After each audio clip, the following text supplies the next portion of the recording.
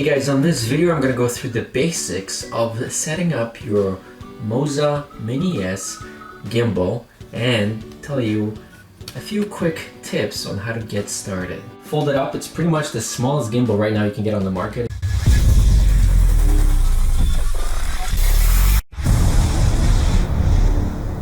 What's going on, guys? So today we are going to be opening up a brand new toy because we are going jet skiing.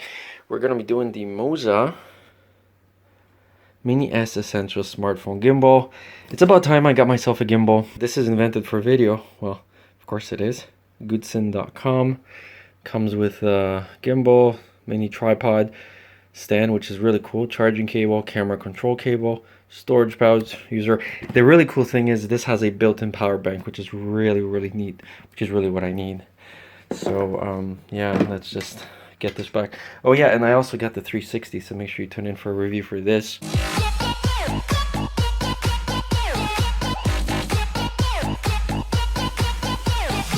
This is the primary focus. This is what we want.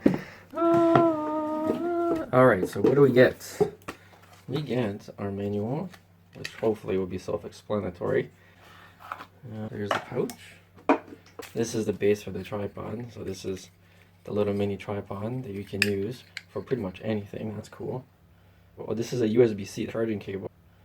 This is, I think, some control cable.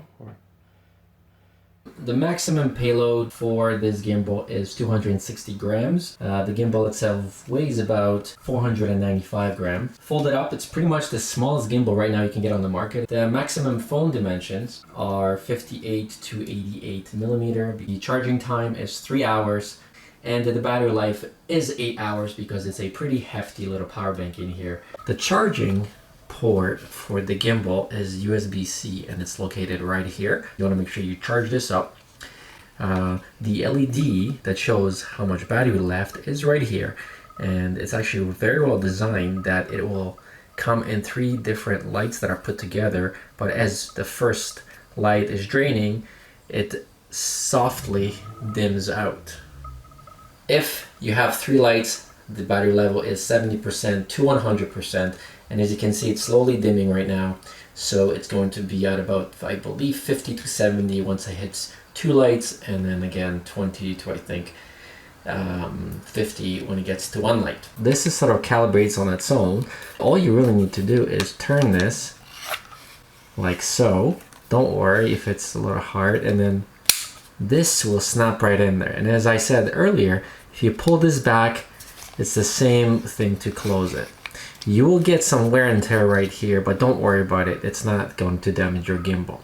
Now that you have this, you want to go and unlock this portion here, right here.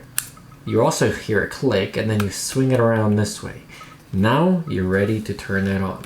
Put your phone in before you turn it on, which is what I like to do, simply by sliding it in. Now you can use a case, but I'm going to show you without the case, because with the case sometimes it sticks out too much and it may go over your buttons.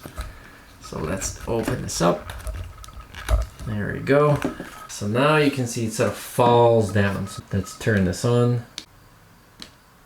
Alright, and there we go. Now it's sort of calibrated itself. Now, because it's on, you'll see that no matter which way I go, it's going to try and maintain the perspective. The joystick controls which way this is turning. So if I turn to the left, you can see that this turns to the left. If I turn to the right, it goes to the right.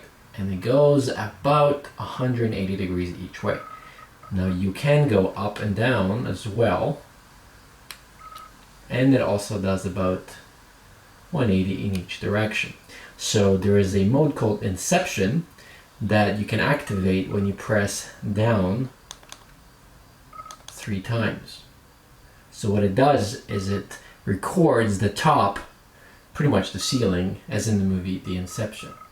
Now, of course, as you can see, you can maneuver it this way as well, right? You can turn it any way you want. This is a really cool effect that you can do. As you're walking for a transition, for example, you can start out this way, and then as you're moving forward, you slowly move forward like so, and it's going to do a really cool transition for you.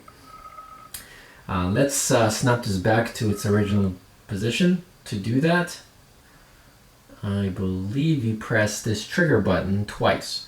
So let's press this twice.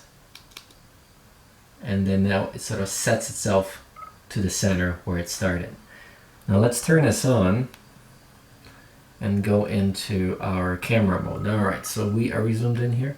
Yes. So by default, of course, you can just record with your phone, take pictures or whatnot. But if you sync yourself with the gimbal, you can actually record right from the gimbal buttons themselves, which is really handy. So to do that, you're gonna need to download the Moza app. I close this. All right, let's open this up again. All right, so Bluetooth microphone is off, it's saying. So here you're gonna find a few icons here. This is obviously your recording timeline. So if we press record, it's gonna start recording. So now you can see that I can keep moving this and it's creating a pretty soft movement. So let's stop this. Here is your brightness. So you can set this so it doesn't change the ISO and the white balance, I believe. If I'm wrong, please do correct me in the comments. This here locks what you're tracking. So you can sort of move this around on the screen. Right here in the corner, it's showing the resolution that you're recording. So if you press that, you can get your menus and then you can switch it to 4K, 720, 30 frames, 120 frames, and 240 frames. So this is how you sort of switch it. Alright, let's go back to what we're shooting at, which is 1080p. You have additional menus in here. Like I said, for grids and whatnot, if you need those. So again, you get your exposure compensation, but get the manual and read through it for more information about that, or tune into another video that I'll do. You can rotate and go up at the same time, for example, right? So you can turn it. As long as you can maneuver it with the phone, it's actually pretty good.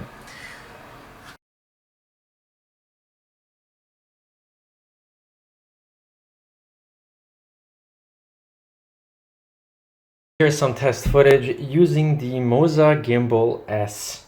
We're coming down the stairs, so let's see how it's going. I'm pretty much bouncing down and up. We're gonna go outside.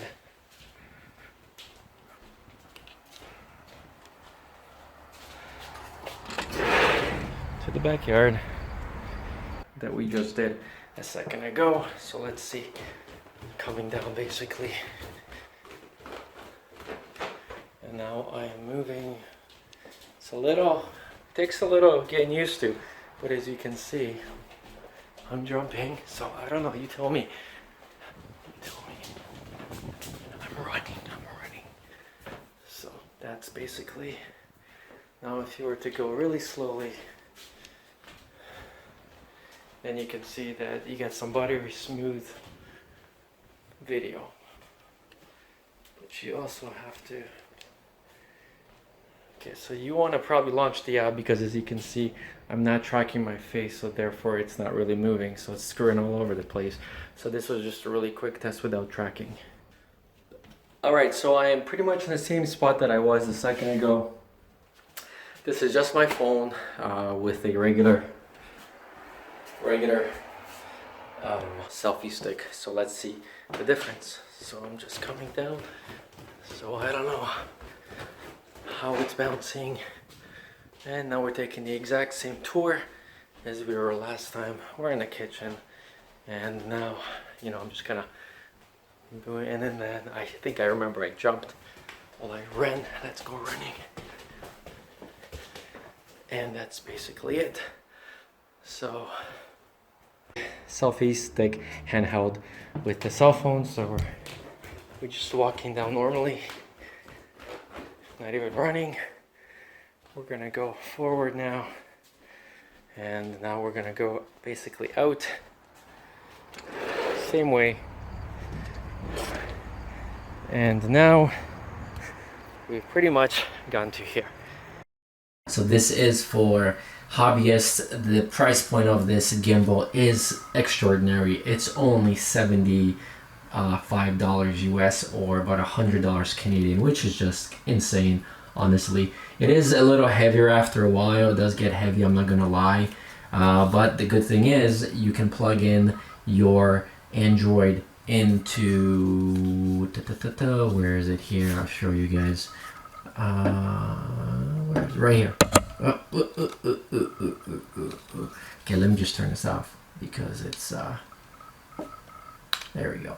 It's right here. There is a connector for your micro USB in here, so you can just plug your phone into here. There is a cable provided, and you're gonna have power to your device all day long. So that's very, very handy, because now you can essentially have an entire camera in your pocket and recharge it if you feel like it as well. So that is one big bonus. Let's turn this on again, and you're gonna see that the phone is just gonna calibrate itself. Just like that. And again, if you remember, you can just sort of like press the trigger 3 times and it's gonna reset itself. Now let's click on this B here. Okay, so when you press the B, it's going to connect to the device. Very important to just have your Bluetooth on. You don't have to sync your phone through the connections tab to connect the two. You're gonna do it inside the app. Let's see if it connects. All right, so I think it's connected now. So now you can see that it's zooming in on the camera, and now it's zooming out on the camera. And then if I press record or take a picture, there you go. You can see that I took a photo, or sorry, I pressed the photo button right here, and that activated the recording. So now I'll press stop again. And then that stopped it, and then you can see that it played it right here. And then here is the video, so we can also navigate with our joystick arrows in here. What else do we have? We have our settings. Please touch the screen frame to confirm the tracking target. So again, you can just track things. The mechanical axis itself, let me just,